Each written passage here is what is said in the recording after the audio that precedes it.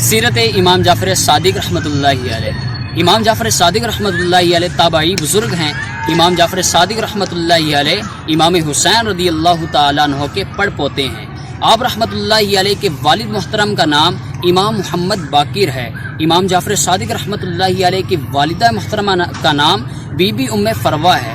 آپ رحمۃ اللہ علیہ والدہ کی طرف سے صدیقی ہیں اور والد محترم کی طرف سے حسینی سید ہیں۔ صحابہ کا گدا ہوں اور اہل بیت کا خادم، صحابہ کا گدا ہوں اور اہل بیت کا خادم، یہ تو آپ ہی کی عنایت ہے یا رسول اللہ۔ میں ہوں سنی، رہوں سنی، مروں سنی مدینے میں، بقیے پاک میں بن جائے تربت یا رسول اللہ۔ امام جعفر صادق رحمۃ اللہ علیہ کے دو فرامین بہت ہی پیارے ہیں ناظرین۔ امام جعفر صادق رحمۃ اللہ علیہ فرماتے ہیں، جس بندے کو کوئی نعمت ملے وہ چاہتا ہے کہ یہ نعمت میرے پاس ہمیشہ کے لیے رہے، بہت دیر تک یہ رہے، تو اسے چاہیے کہ زیادہ سے زیادہ شکر ادا کرے۔ اور دوسرا فرمان آپ کا سنیے، امام جعفر صادق رحمۃ اللہ علیہ فرماتے ہیں، جو بندہ غریب ہونے سے بچے، جو چاہتا ہے کہ میں غریب نہ ہوں، وہ میانہ روی اختیار فرمائے، کبھی بھی غریب نہیں ہوگا۔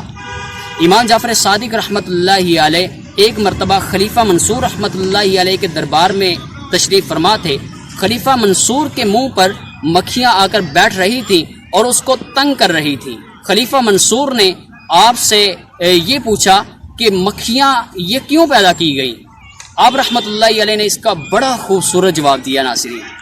امام جعفر صادق رحمۃ اللہ علیہ نے فرمایا کہ اے خلیفہ منصور، یہ جو مکھیاں ہیں نا، اللہ تبارک و تعالیٰ نے ان کو ظالموں اور مغروروں کے لیے پیدا کی ہیں، ان کو تنگ کرنے کے لیے پیدا کیا ہے۔